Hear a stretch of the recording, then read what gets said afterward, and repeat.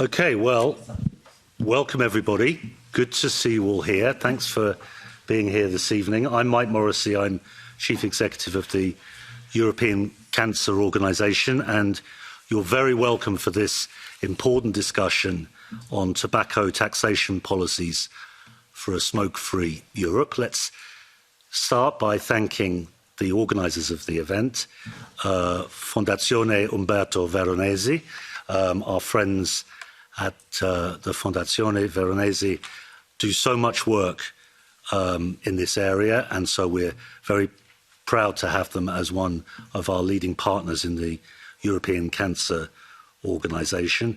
And you're going to hear in a moment from Alessandra Moretti, who is hosting this event in the Parliament for us, and will be introducing the panel here to you in just a moment. But this subject about taxation and tobacco is an important one. And if we bring it back to people at the end of the day, let's think about someone we know or some loved ones we have, or maybe even ourselves, who are smokers or who have used tobacco. What are the things that would stop them from starting smoking or help them stop? Now, one of the things that we'll be talking about today is tax, the cost of it. Everybody who knows a smoker knows how much, the ridiculous amount of money they're spending every day, every week, every year in their lifetimes on smoking. And we're going to be talking about some of the data on this topic. I know Sabrina's got some great data up her sleeve to show us. But the Europe's Beating Cancer Plan has got this goal of a tobacco-free generation by 2040.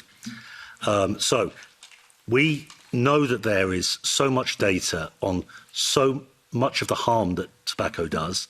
What we're here to do with some leading experts is to try and find out what we can do together to prioritise taxation as one of the tools to tackle it. So let's start off by hearing from Alessandra Moretti, MEP. Alessandra. Thank you, Mike, and thanks to all of you to be here. Welcome everyone to the European Parliament and the European Cancer Organisation.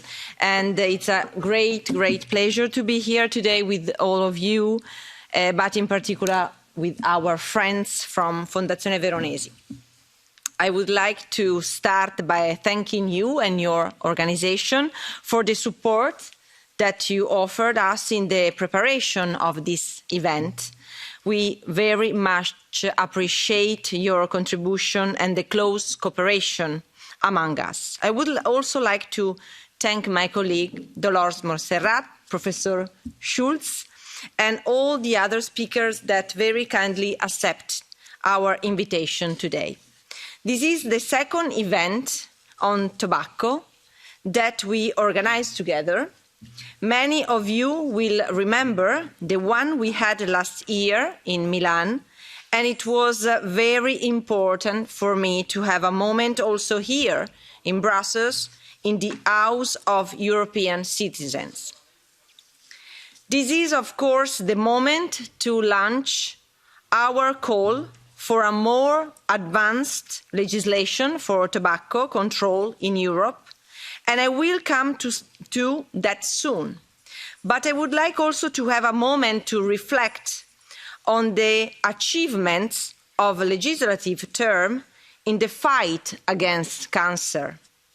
I remember in 2019, when I returned to the European Parliament, that what we had at European level was not so much.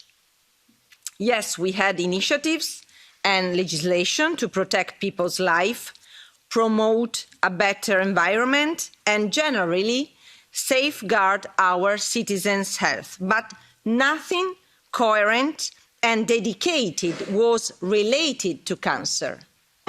Right before the pandemic, by the initiative of the European Commission, we heard for the first time about for a possible European plan against cancer. And I must say that the European Parliament immediately reacted with a concrete support by setting up a special committee on cancer. This was a major political decision that allowed us to work on the concrete proposal, but also to open up the Parliament to the broad cancer community and receive their precious feedback and input. Today, almost at the end of this legislative term, we have a modern and up-to-the-task cancer plan complemented by an ambitious report by the European Parliament. We have many legislative and regulatory measures that have been approved and others that are on the way to further enhance the EU capacity to fight against cancer as part of the EU Health Union package. Most of the times, critics against the EU level are well justified, but sometimes we have to recognise the success stories. Of course, the work is not finished. Is still a lot to do if we want to deliver on the fair demands by our citizens. But we should always remember where we started 4 years ago and where we are today. Talking about the work that still has to be done at the EU level, we are still waiting for a new legislation on tobacco and for the new directive on taxation. These are essential parts of the implementation of Beating Cancer Plan.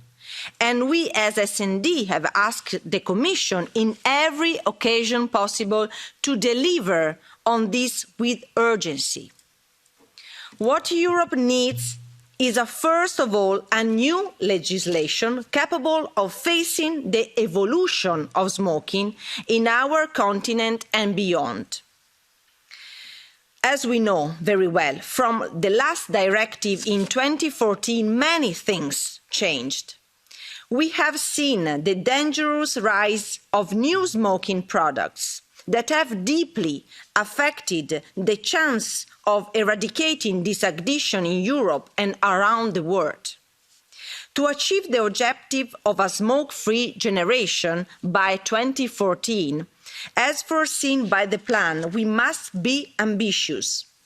And the experts agree when we say that the strategy must be comprehensive. We need to tackle this issue from all angles.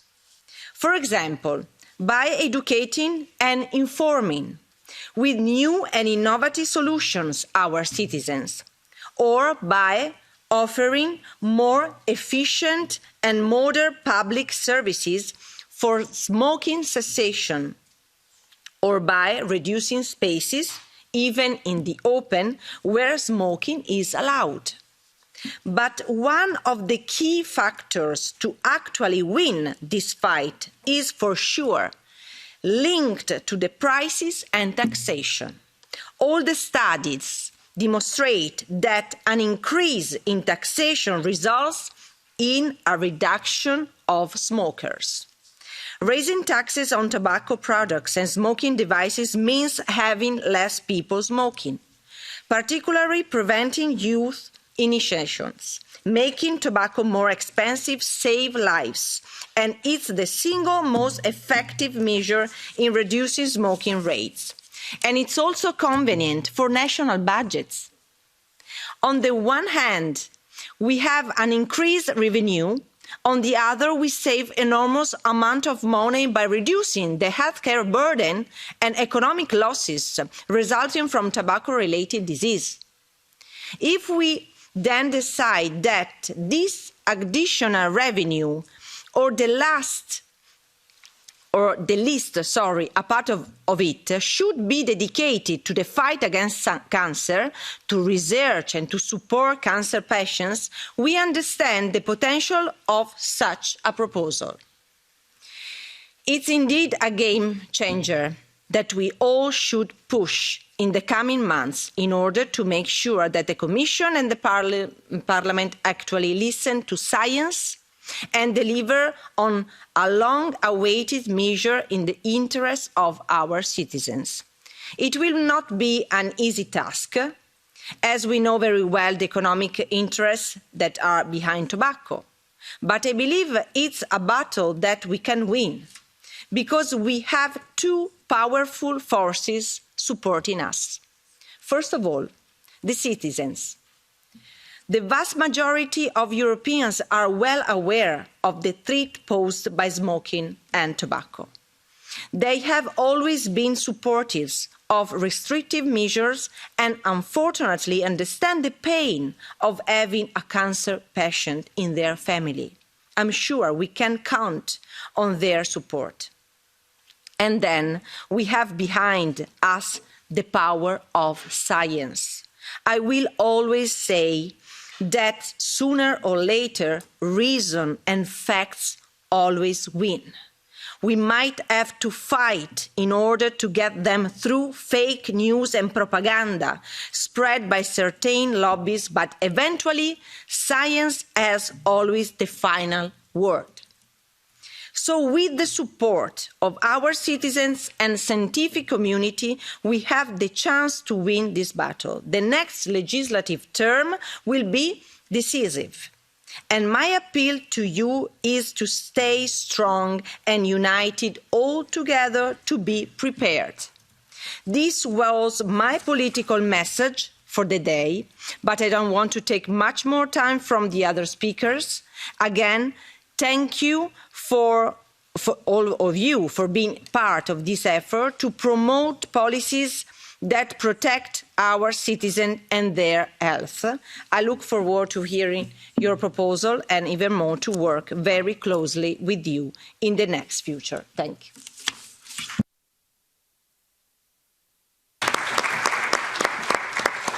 Well, thanks, Alessandra, and thanks for not just for today, but for all that you do in the fight against cancer. Actually, the last few years have been very interesting for those of us who've been working on the Beating Cancer Plan. And it's been very impressive to see leading politicians such as yourself working across political lines on the important issue of cancer. We have a group in the European Cancer Organisation called National and European Parliamentarians for Cancer Action. And this is great politicians who really want to make a difference on cancer, working together regardless of what political party they are in.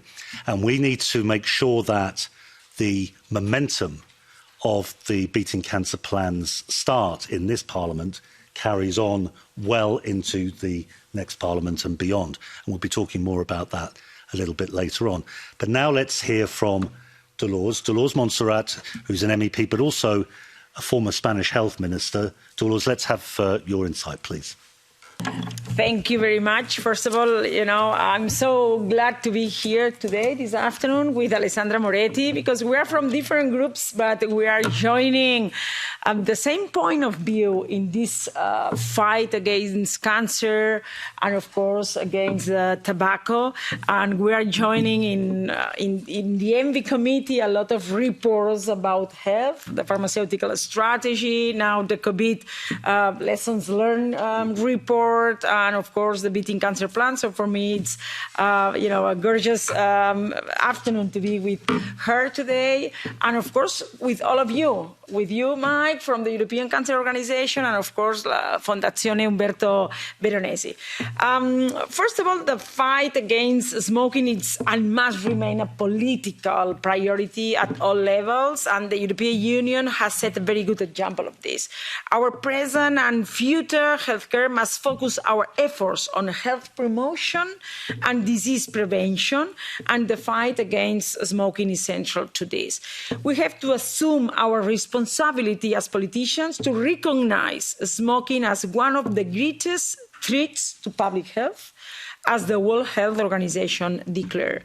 More than 8 million people in the world die from cigarettes every year. I well remember during my time as Minister for Health in Spain, the change to the rules to comply with European anti-smoking legislation, thus moving towards a smoke-free society. These rules were aimed at the prevention of smoking, especially among young people.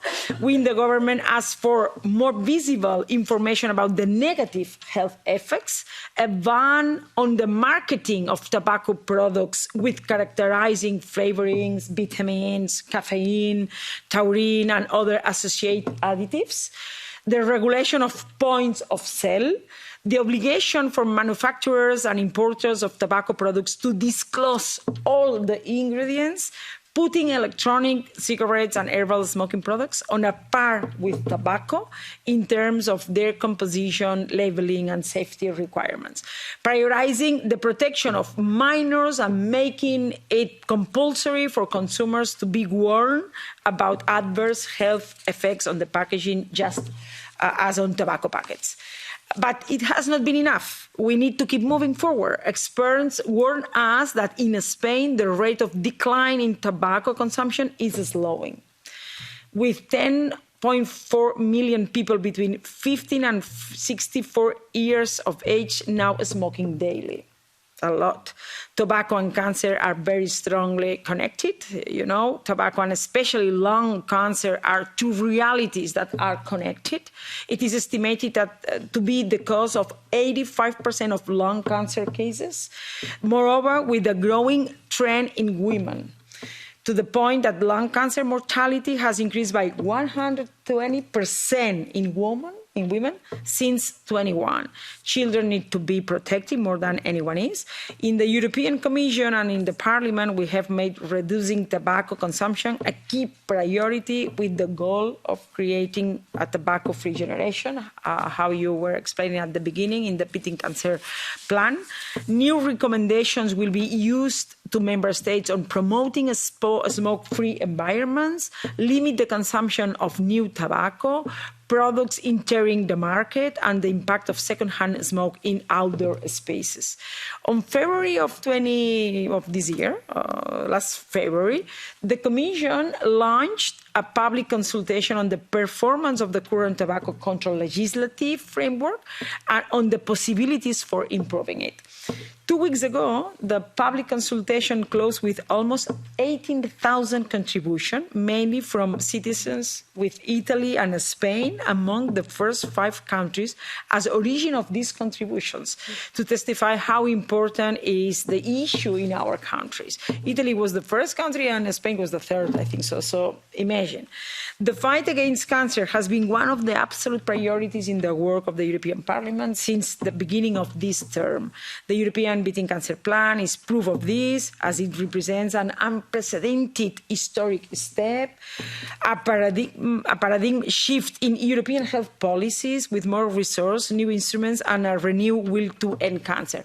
But for me, the most important thing of the Beating Cancer Plan is to harmonize from Europe all the policies about cancer, because the Beating Cancer Plan, what offers to us as European citizens and as state members, harmonizing, leading from in Europe and coordinating from Europe. So no more single state members fighting against cancer. Let's do it together. The last message that Alessandra now was saying is, let's do it together.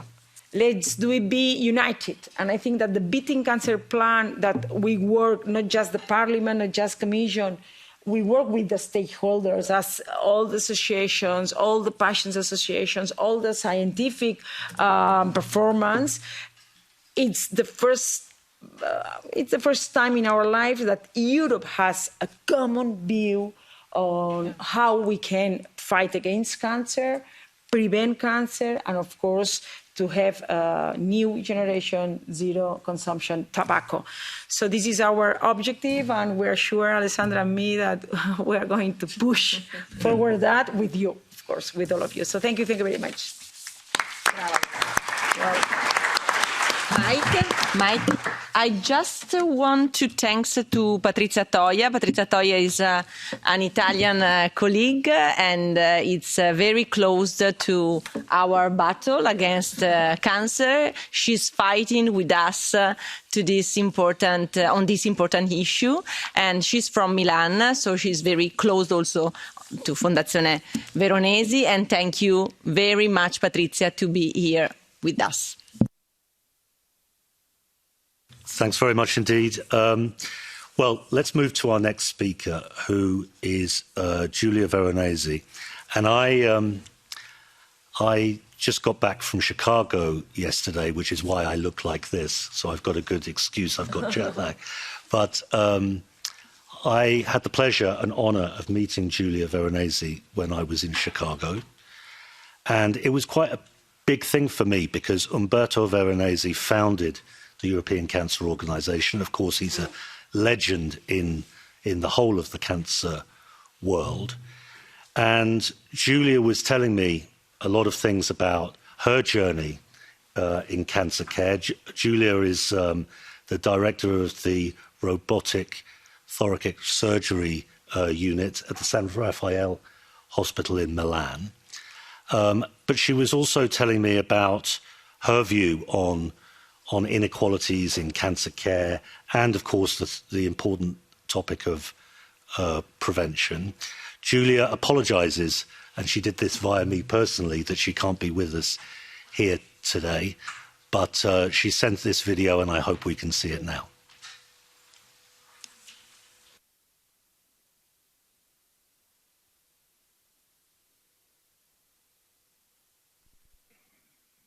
Good evening, everybody.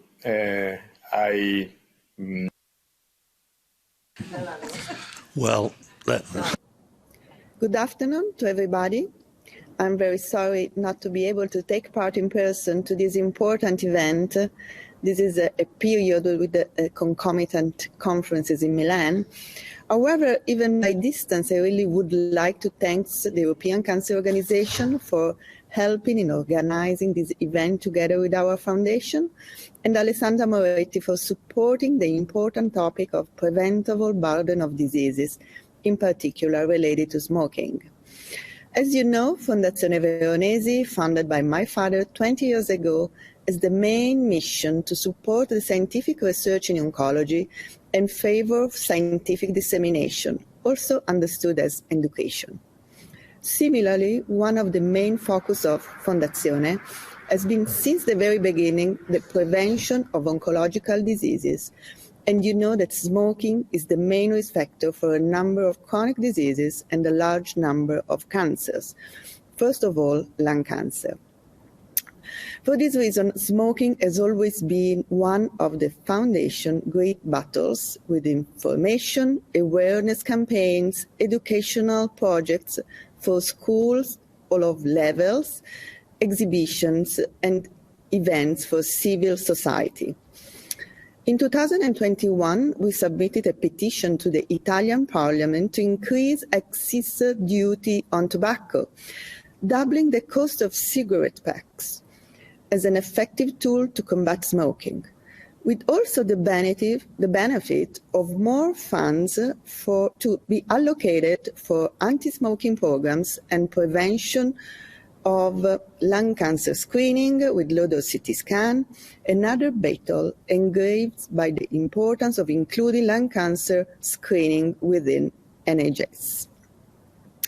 This year, the Veronesi Foundation celebrates its 20th anniversary, as does the Circa law, written on a drawing of my father, which restricted smoking in public indoor spaces in Italy, and which proves that even laws that are unpopular on paper can actually work very well and make a difference, just as we hope this proposal to increase excise duty on tobacco will.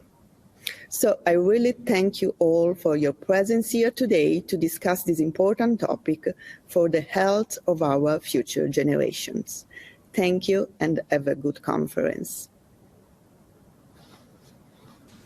Well, thanks, Giulia, for recording that video for us. And of course, Giulia is a member of the steering committee at the Fondazione Umberto Veronesi, and we thank everybody involved for all of the hard work that goes into prevention, amongst many other things, at the foundation. Next, it's Sabrina. You're on, Sabrina. Sabrina Molinaro is head of the Department of Epidemiology and Health Services of the Institute of Clinical Physiology at the National Research Council of Italy. That's a long title, but we got there. I'm sorry for that. Let's hear your presentation, because I know you've got some data you'd like to share with us. Please. Okay, thank you for the introduction and thank you for inviting me. I'm very excited to be here for many reasons, but the big one is because I'm going to talk to you about young people. And I will talk about Europe and young people. Next slide, please. Starting from the data from the European School Survey on Alcohol and Other Drugs. ESPAD is a cross-sectional study started in 1995, and we already done 7 cross-sectional waves. That means that we already surveyed across the Europe 700,000 pupils, I mean 16 years old students, in the same way all over the Europe. That means that we have a big source of data in order to build evidence-based policy, because we can understand in deep what is going on about alcohol, tobacco, and drug use all over the Europe. Let me move to our topic, but just I want to tell you that the ESPAD is done from almost 50 countries across the Europe in collaboration with the European Monitoring Center for Drug and Drug Addiction and led by the National Research Council of Italy. I'm actually the European coordinator. Next slide, please. Let's move to our topic that is related to the nicotine habits among adolescents. So the first picture that I want to give you is about how big is the rate of the pupils that today used to take in some way nicotine product. So we are very far from the generation free from tobacco, unfortunately. So as you can see, across the Europe, there are many, many differences. There are some areas in the north of Europe where the prevalence is low, and some area like my country, for example, where the prevalence is still very high. And if you look at the prevalence, the histogram, you can see that since 1995 until 2015, the prevalence was decreasing. That was amazing, because that means that all the policy and the prevention program worked very well. But what happened was that in that period appears in the market many other ways to use tobacco from young people. And in fact, you can see that there is a small line that increased again from 2015 to 2019. We are going to collect the data next year in 2024, and I'm very curious to see what will going on. But I already know from Italian data, for example, that after the COVID, the prevalence of tobacco and all the electronic product for the tobacco consumption increase again. Now I want to, next slide please. Now I want to show you the comparison between the traditional prevalence of tobacco use and the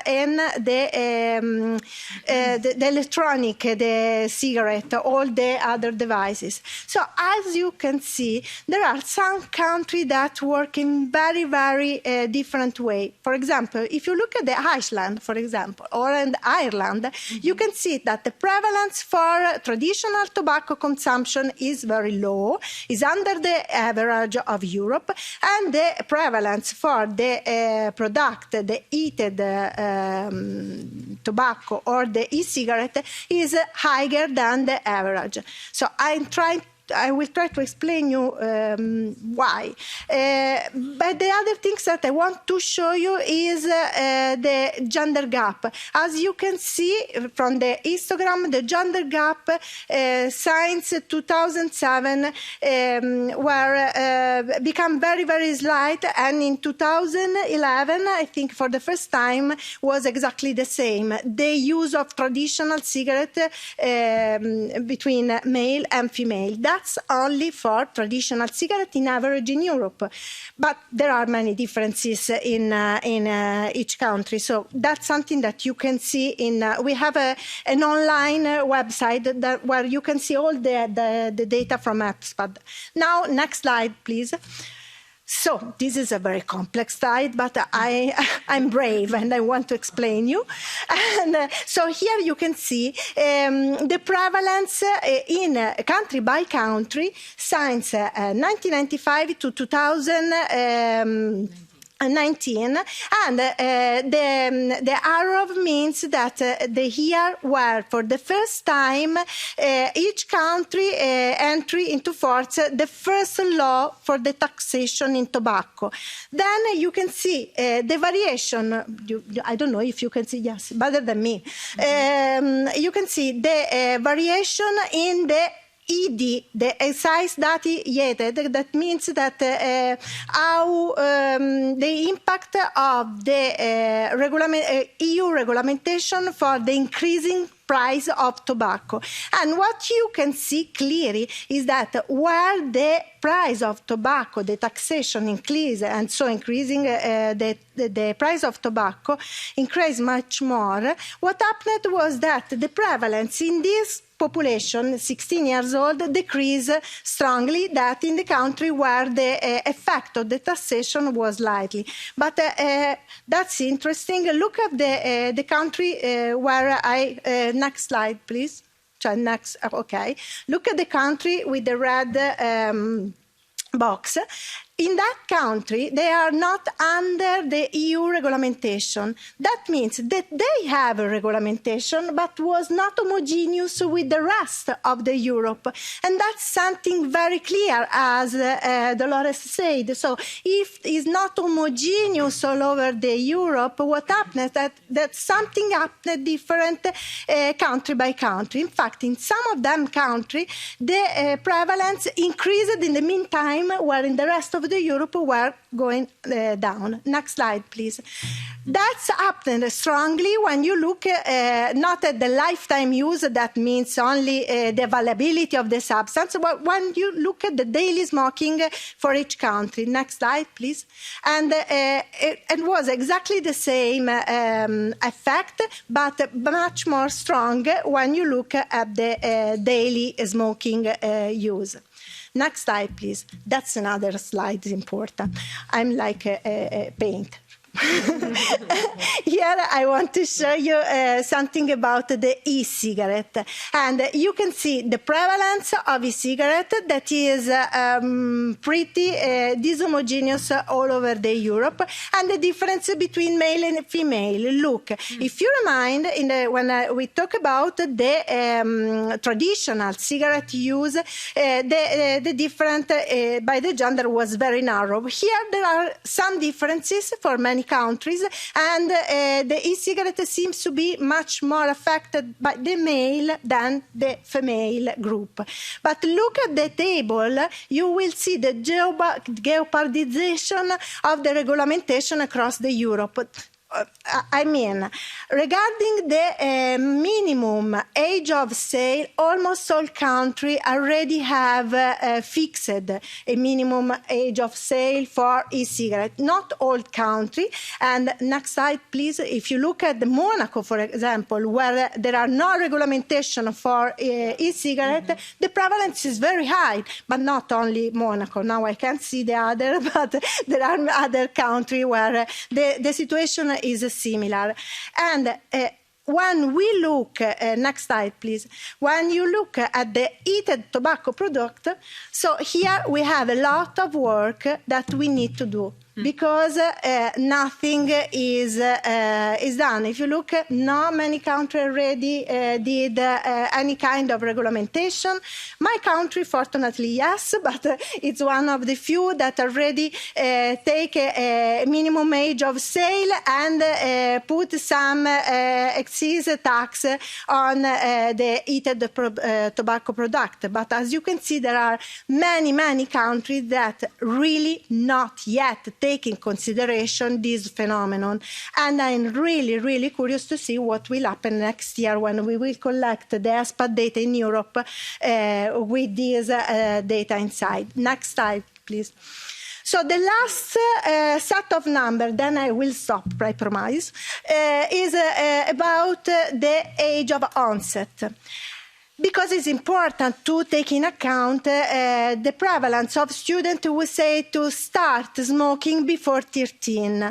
That's, we try to put in correlation this information with the age of minimum sale. And what we found was that it's not really strongly related. I mean, it's not the only measure that we can use in order to avoid, to not permit to use cigarette or e-cigarette and to start smoking early in the adolescent.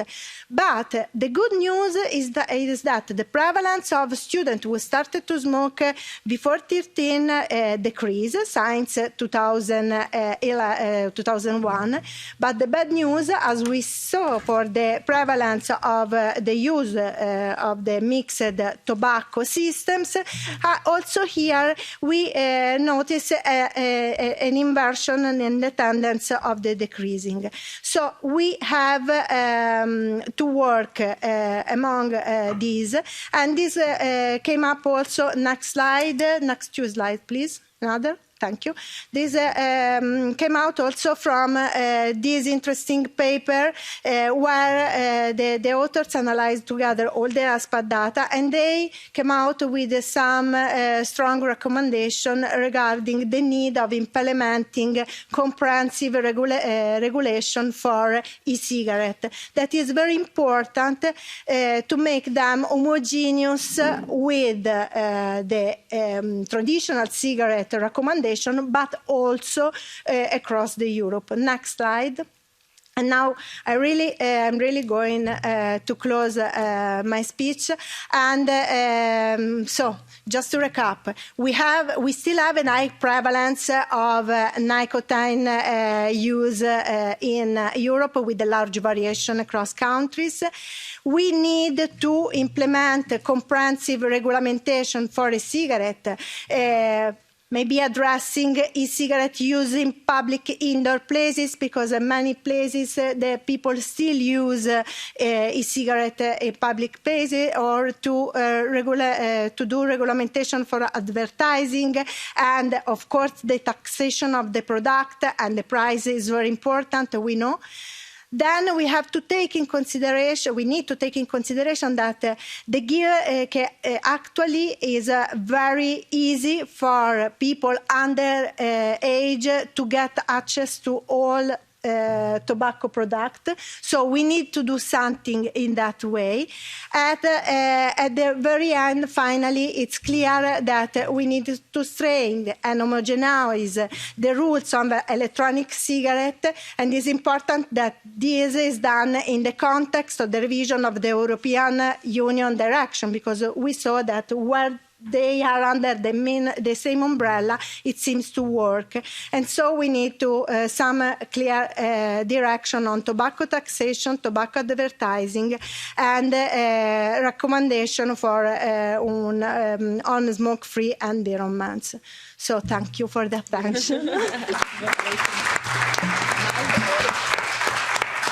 I would like also thanks to Nikos Papandreou, that is a new colleague from Greece. So thank you so much to be here and to support our issue. I know that you are with us inside the ENVI committee, and so thanks to be here. Thank you very much. Well, thank you, Sabrina, for that very interesting presentation, but it's a bit scary, to be honest. I know. And it's a bit scary because I think some of us thought that the trend away from smoking and tobacco use would continue in our lifetimes, right? But it ain't the case. It is not the case. Yeah. And it's a bit of a sign of how smart industry can be. This is big business. Addiction is big business.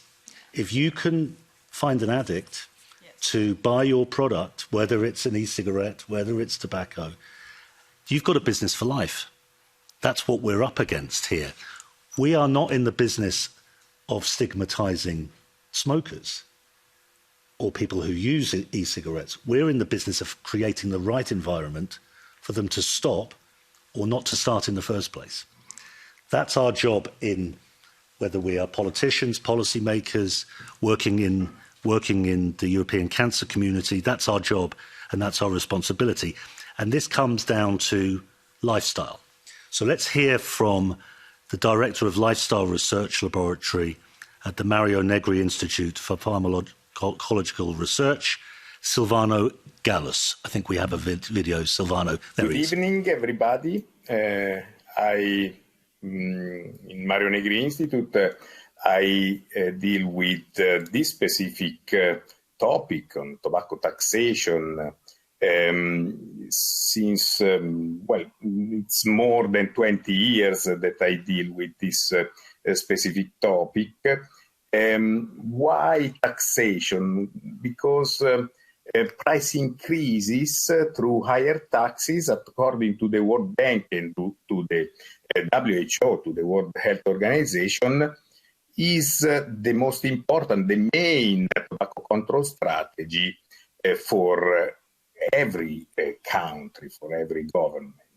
And also the 6th article of the Framework Convention on Tobacco Control of the WHO states that the parties should recognize that price and tax measures are an effective tool to control tobacco, in particular in young persons. I dealt with this specific topic providing two main deliverables. First of all, the IR handbook within the PACTE project, which was a grant obtained within the 7th framework program approximately 10 years ago. We drafted this IR handbook on the effectiveness of tax and price policies for tobacco control, and I conducted a survey in 18 European countries.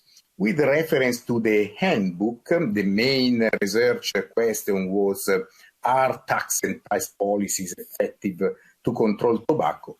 And these were the answers. We can summarize these answers with this statement. There is evidence that increases in tobacco excise taxes, which increase prices, reduce tobacco use, smoking prevalence and smoking initiation among young people, and increase smoking cessation and also tax revenues.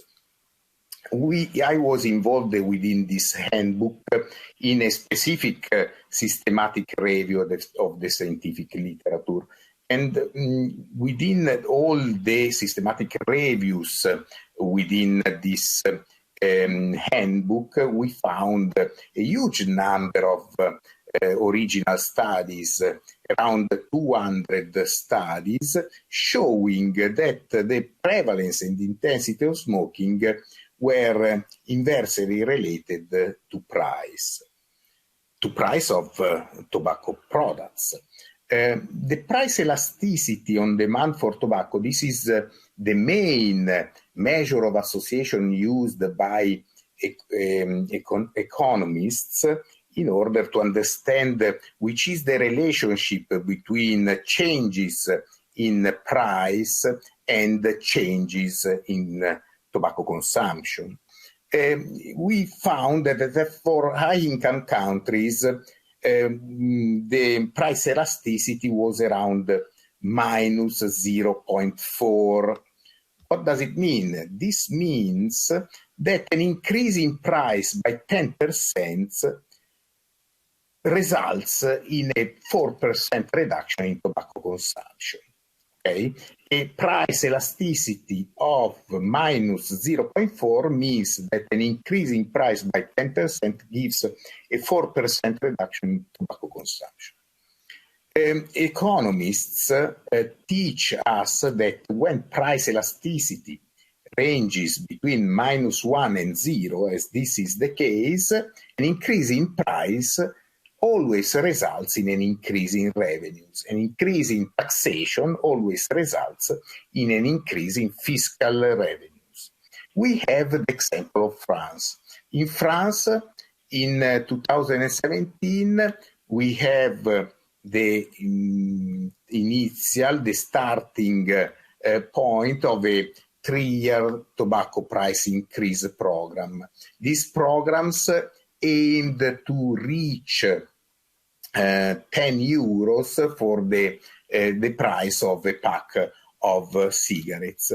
And between 2017 and 2022, for example, the price of a pack of Marlboro increased by 65%, from 7 to 11.5 euros, and therefore increased by 4.5 euros. In the same period, so between 2017 and 2022, annual tax revenues increased by almost 20%, and tobacco volumes decreased by more than 25%. This is the empirical proof that tobacco taxation works very well as a strategy to reduce consumption of smoking, consumption of tobacco. And it tells us also something else. Usually when we, the independent tobacco control experts,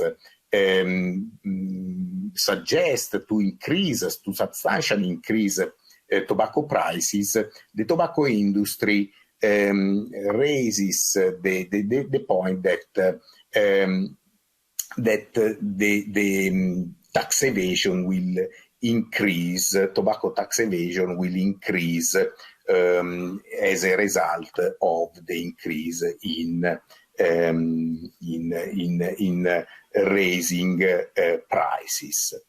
But this is the proof that claim is in a way fake. In fact, we observe, for example, some cross-border shopping between Spain and France over the last few years, but they are negligible as compared to the revenues obtained by the French government. And these empirical data confirm what we already knew in our survey conducted in 18 European countries. We showed how price was not a really important determinant of tax evasion, and therefore we already knew this. And within the same survey, we asked to Europeans if they were in favor or not with an increase in price once the revenues were allocated to support programs of smoking cessation or programs of prevention, public health prevention. And asking this to the European individuals, we observed that an increase by 20% of the price of a pack of cigarettes was supported by the large majority of non-smokers, more than 70%, but also by a large proportion of of smokers, of current smokers, almost 40%. And this is exactly the proposal of Fondazione Veronesi in its petition to the Italian Parliament of 2022. The proposal is that tax increases had not to be used to make cash, to obtain revenues, but should have a redistributive function. They should be used to support smoking prevention and smoking cessation programs, early diagnosis, and independent research. We need public funding for independent research. We know that there are huge differences in the price of a pack of cigarettes within the European Union.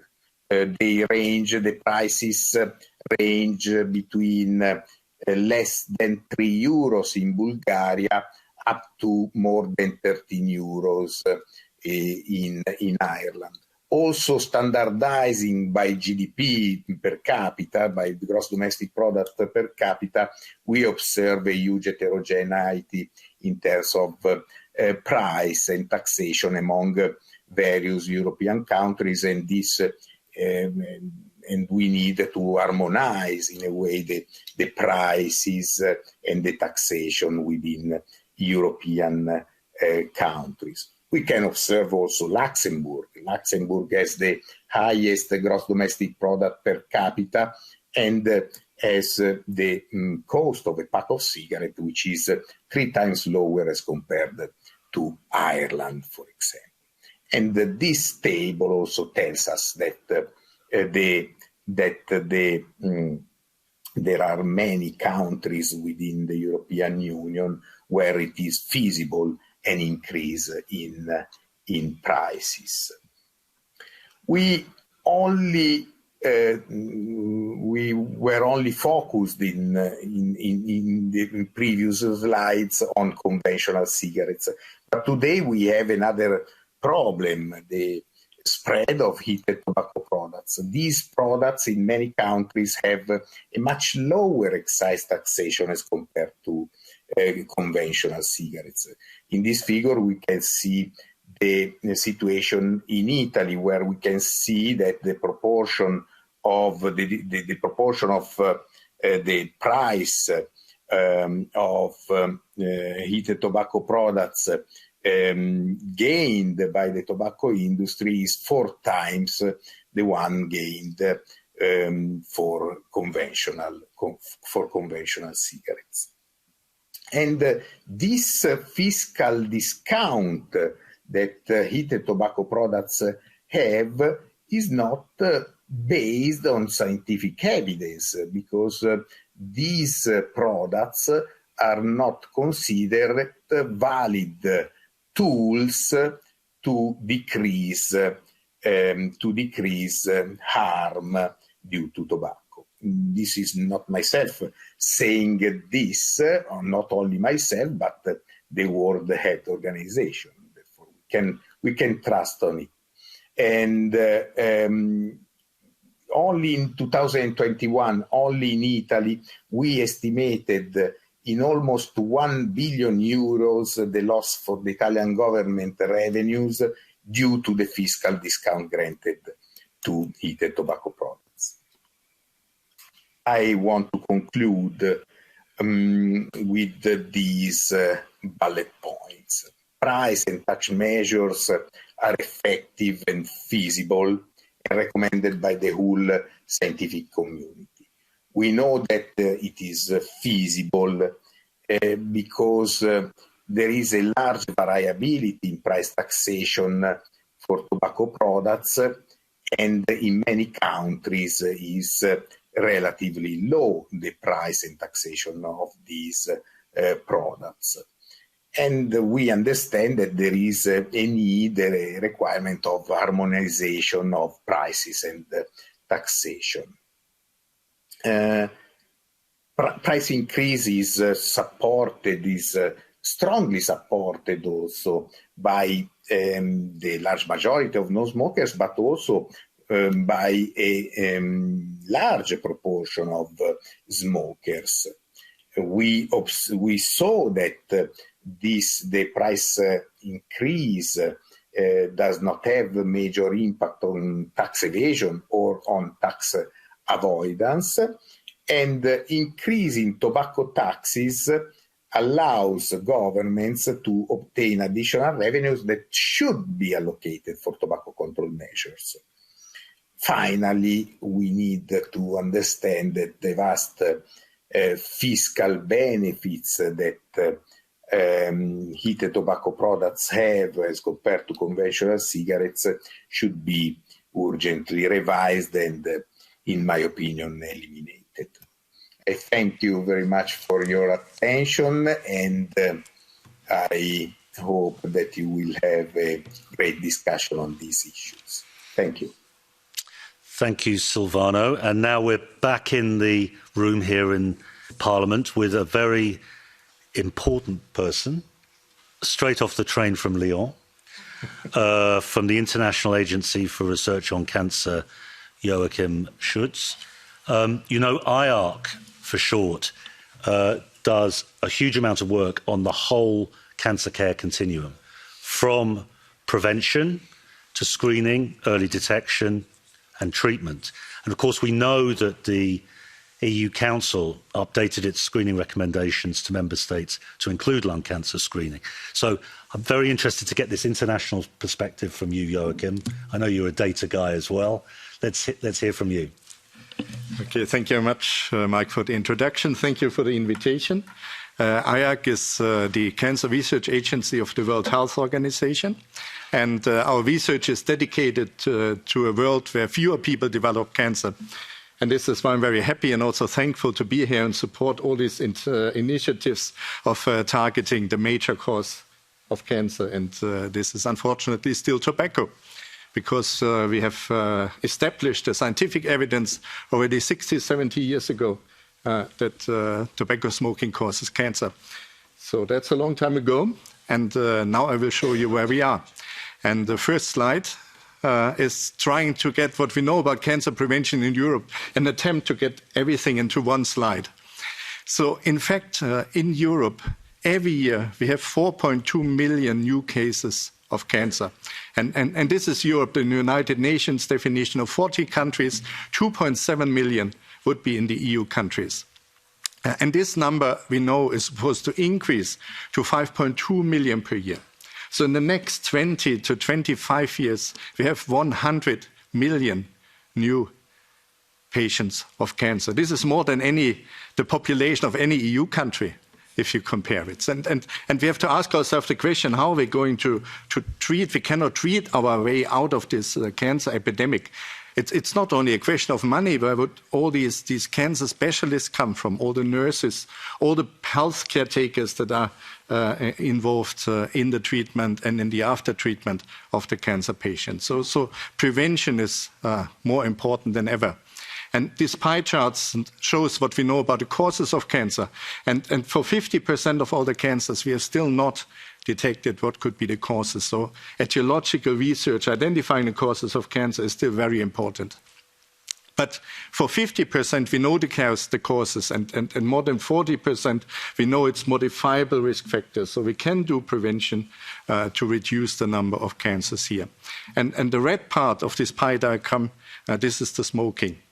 So you can see, really, 60, 70 years after establishing that smoking is a cause of cancer, this is the dominating cause of all the cancers in Europe. And you see other important causes like obesity and the physical inactivity, unhealthy diet, alcohol consumption is also here, the infections, radiations, environmental causes where many people are concerned of, but you see dominating is tobacco. So it is still the epidemic for cancer.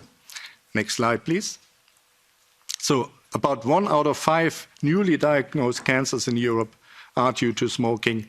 1 out of 2 preventable cancers in Europe is related to the smoking. And the major cancer from smoking, this is lung cancer. About 50% of all the tobacco-related cancers are lung cancer.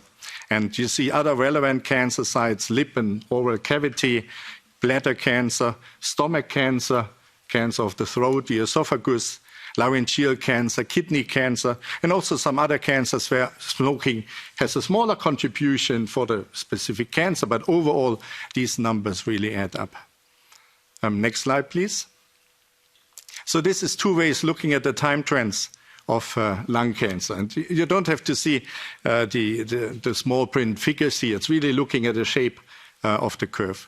And on the left side, this is what we epidemiologists call the trend in the risk of a certain cancer. So we are looking at what is the risk in the population if the population would stay the same. And then you see this figure that we very often see when we talk about lung cancer, namely in males that we had like a peak in the 1980s to 1990s, and from then on the incidence of lung cancer is going down. Unfortunately, we never saw the same picture in women. In women, we have seen a steady increase in also this incidence rate of lung cancer. But when you look at the absolute number of patients, then you have to also factor in the population that is at risk. And cancer occurs mainly in the elderly, and the European population is getting older. We have more elderly, so we have more people at risk. So if you multiply the risk in the population with a population at risk, then you get this picture on the right side of the slide. And this shows that also in men, after a little bit of a decrease, we can see the numbers are going up again. So the annual number of lung cancer patients in men is going up. So tobacco-related cancer is not a story of the past. We never had more tobacco-related cancers in Europe than now. And you see, the absolute numbers of lung cancer in women is approaching the one of the men. So the gender gap is closing here. Next slide, please. So this is a slide that actually resembles very nicely what Sabrina showed already when she was showing you the prevalence of smoking in the population. And you see it's corresponding, what Dolors said, it corresponds directly to the lung cancer rates, because you see the lowest lung cancer rates in the EU countries that had the lowest prevalence of smoking. So you see in the men that it's lowest in Sweden and Finland, really a little bit lower than most of the other countries. But then you see, on the other hand, countries like Slovakia, Greece, and Hungary, where the lung cancer rates in male are the highest. And it's 4 times more than in the countries with the lowest lung cancer incident rates. And a factor of 4 is also what you see in women, but it's not necessarily you see the same countries. So we have Portugal, for instance, with a low lung cancer incidence in women, but you see Denmark, which has the second highest lung cancer incidence in women in Europe. So this already brings me to the last slide, because I don't want to overwhelm you with more figures, but I think only these figures show really the magnitude of the problem, and that it's a problem of today. It's not a problem of yesterday, it's a problem of today. So in 2023, tobacco is still the major cause of cancer in Europe, so that prevention really needs to be rigorously enforced. All our measures, the taxation, telling people stop smoking, the Smoke-Free Europe will reduce the number of cancers in Europe like no other measure before. Because at the moment, almost 900,000, almost 1 million new cancer cases in Europe are due to tobacco use every year. At the agency, we also published the European Code Against Cancer, and our 2 first recommendations to the individual is really, do not smoke, do not use any form of tobacco. But we are also telling the individual, make your home smoke-free, support smoke-free policies in your workplace, because lung cancer is not only caused by direct smoking, but also second-hand smoke is a risk for cancer. So you're also doing some harm to your environment when you're smoking. And as already shown, the IARC evidence on the effectiveness of tax and price policies for tobacco control, it is really clear there is sufficient evidence that increases in tobacco excise taxes result in a decline in overall tobacco use, both in adults and also in young people. And it also encourages people to quit smoking, and it also reduces the uptake of smoking. And this is why it's so important to talk about this topic today. And I hope with these figures I could convince you how important it really still is. It's not the story of the past. It has never been more actual than ever. Thank you.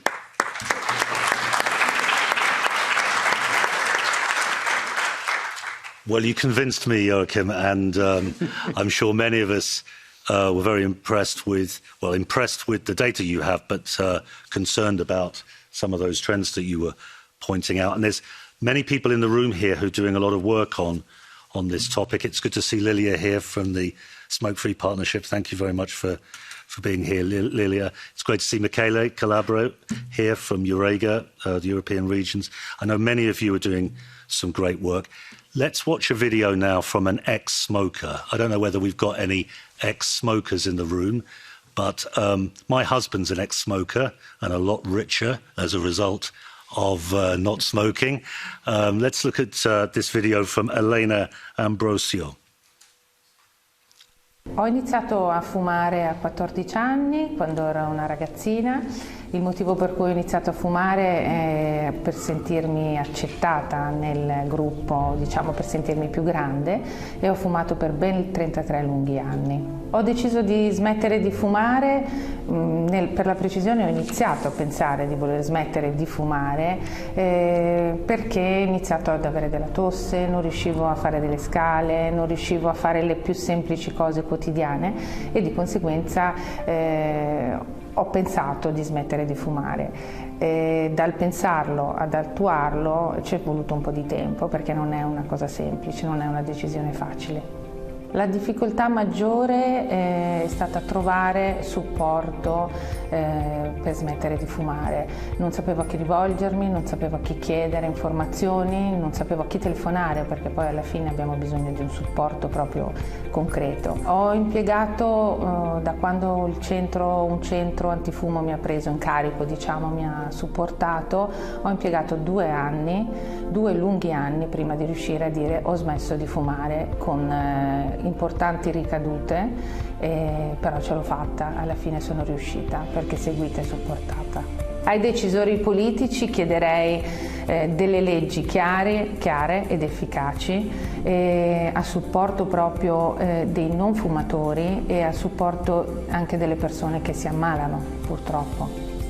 Chiederei di alzare il prezzo delle sigarette, ma a livelli molto alti. Non vorrei dare importi, ma 10, 15, 20 euro, che possano permettere di supportare e quindi di finanziare magari, perché no, delle buone campagne antifumo, dei centri antifumo e anche chi purtroppo si ammala. A voi parlamentari europei che mi state ascoltando chiederei, anzi vi chiedo, se in coscienza vi sentite di aver fatto il massimo con le leggi, con l'approvare nuove tutele per i non fumatori. Questo è quello che vi chiederei. A voi avete fatto il massimo? Very interesting question there at the end from Elena. What do you think? What more could we do? What more could the Parliament do? What more could the Commission do? And what more can we all do to help make this happen? I think that we need to do more. This is the message that I want to spread in this opportunity to be here with you and to hear this important concrete experiences. I think that for the next legislature, not now, because now we are in the end of this term, but for the next term, I think that we can do a transversal work that include a new regulation for taxation, uniform taxation in all of Europe, because we need to have the same rules. Because in Europe, the data of people that use and abuse of smoking and similar products, not only tobacco, of sure, is increasing. And I'm really worried about young generation, girls in particular, because in my country, for example, Italy, there are too many people, young people that start smoking really earlier and earlier than in the past. And so we have to be tough, and we need to show more courage and it's an ambitious task and issue. I know very well it's not easy because there are many interests behind this area, but I think that we can do a really good job if you support and will support our politic action here. Thank you.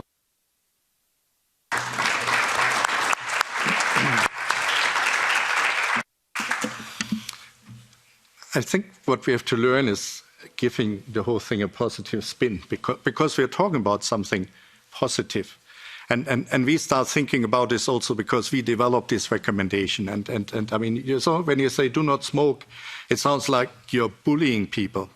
But what you're actually telling people is prolong your life, save a lot of money, stop harming the people that are living with you in the same flat or work at the same workplace. This is what you're doing. It's all positive things. And I mean, admittedly, also taxation is rather having a bad name than a good name. Huh? I mean, we all love paying taxes. So hearing about another tax, but again, here we can give it a positive spin. I mean, this is a tax to overcome another enemy, which is addiction. This is what we heard. I mean, the problem is that when you started smoking, it's very difficult to stop. And I think society is probably also ready for demanding this because they see the taxation as a means of helping them to not start smoking and to stop smoking. So it's actually full of positive messages. And somehow, in a way, we've always trying to sell it like in a negative way, with negative words, with negative connotations. But this is probably something we have to change. I mean, not smoking is having a healthier and longer life. This is simply what it is.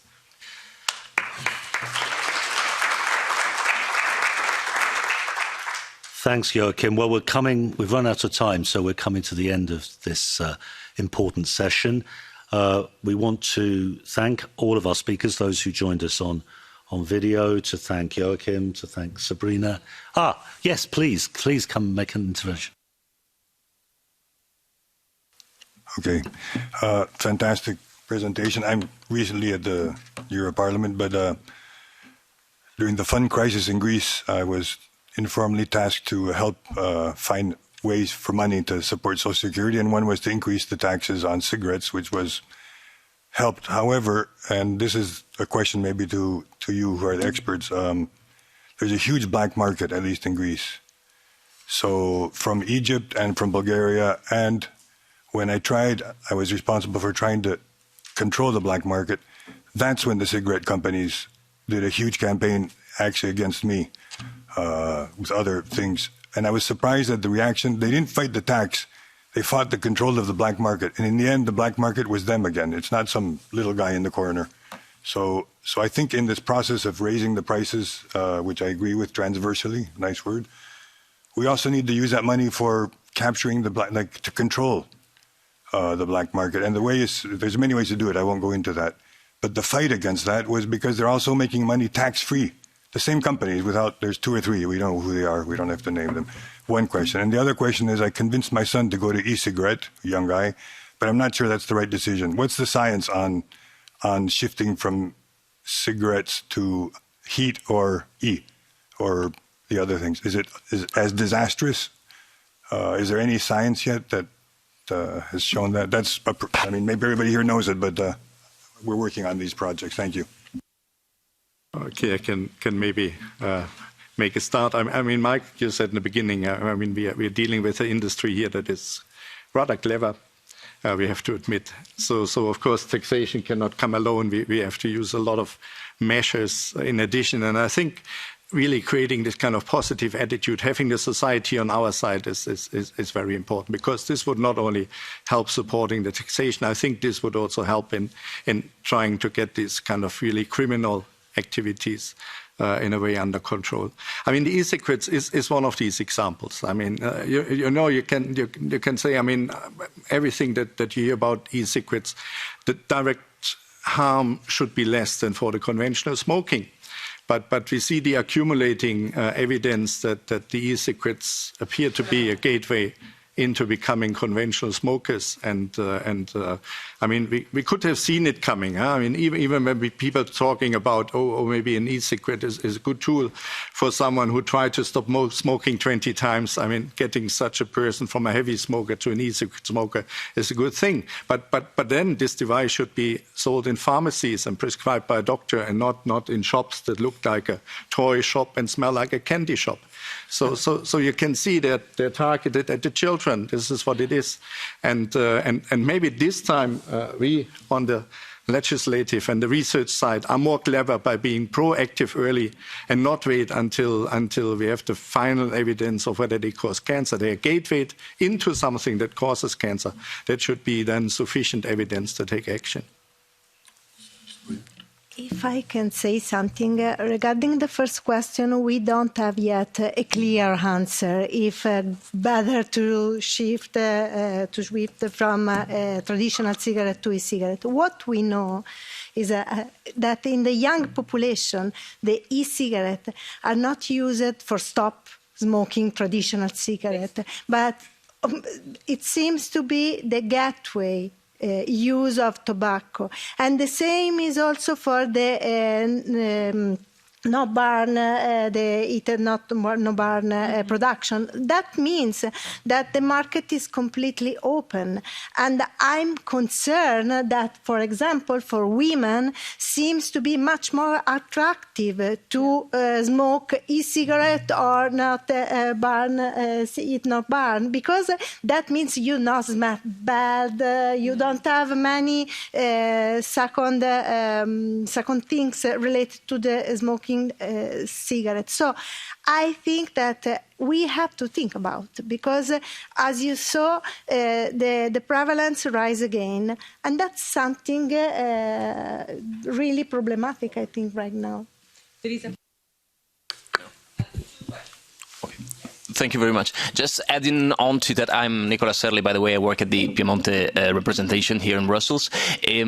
First of all, wanted to thank you all for such an insightful and interesting conference, and especially wanted to thank Dottoressa Molinaro for mentioning and giving such an important space in a presentation to e-cigarettes, because as we have mentioned, as Mr. Morrissey rightfully mentioned, a lot of progress has been done here, but tobacco companies, they didn't stand still. They kept moving fast and smart. And one very clever thing that they are doing is they are slightly altering our perception of smoking. And one interesting example of this that we can make right here, because we have a lot of young people, is asking them if they or their friends smoke. They will probably shrug or tell you, nah. But ask them about vaping. You're going to get a very different answer to that question. And so I think that we need to be alert about this very little slight changes in our habits and in the way we think, because tobacco companies are on the move, and it is not a coincidence. So thank you very much. First of all, dear panelists, honorable MEPs, thank you for this event. It's not enough for us to be in this room to talk about the delay. We all know we have the evidence. Evidence were presented right now. I wish we would have the Commissioner for Economy with us in the room, as the release of the proposal on the revision of the Tobacco Tax Directive has been repeatedly delayed since 2021. We cannot allow this delay to go any further. The Commission should allow Member States and the Council to discuss the proposal. The fact that in 2023 we are still facing a huge interference of the tobacco industry, because big tobacco is the only one who is benefiting from a delay of the Tobacco Tax Directive. This policy file has to be revised as soon as possible. And of course, thanks to the MEPs like you, we know that, and hopefully MEPs like you will be re-elected, that in the next parliament we will have the Tobacco Products Directive that will be revised by the members of the parliament. But right now the issue is that the proposal is delayed. We know that it's ready. We've seen the proposal that was leaked in the media. It's ambitious enough to tackle the issues that we are talking right now, the novel products, the issue of the inflation. but it's repeatedly delayed. So I wish we could show the video of this lady who shared her story, who asked to increase taxes, that we could show it to the Commission and to the Commissioner for Economy, that he would see. We remember in his letter of intent that he said that we need taxes that would protect people from social economic inequalities. And this is a health inequality, because the price of a cigarette in Bulgaria is €3 and in Ireland is 15. It's a huge price difference. We are not helping those countries and member states who right now their governments cannot increase tax. We need the proposal. Thank you so much for raising this issue, and maybe there can be a way and a tool to have the Commission here with us in the room to hear the evidence that you've presented. They cannot stay blind to evidence and facts that you just described. Thank you.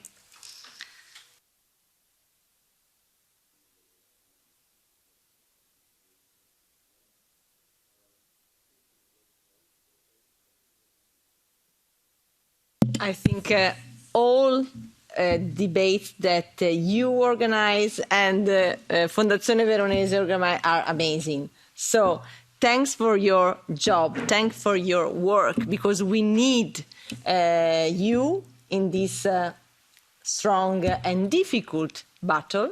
We know that will be an ambitious goal, and I don't know, but I'm quite sure that we can win. And there is a last thing that I would like to stress. New products are very, very dangerous. We know that new products are very dangerous. And we also know that the perception about these vape products is like this. It's not dangerous, like tobacco. So I can smoke it every day, in every moment, without limits. Without limits. This is the dangerous message that the company of tobacco spread it in the past. And now smoking this kind of products is a fashion, is moda, you know. So we need to convince through cultural initiatives. So without smoking, we are more pretty, more, come si dice, affascinanti. We are better and better, but we need to have a lot of resources to spread this kind of message.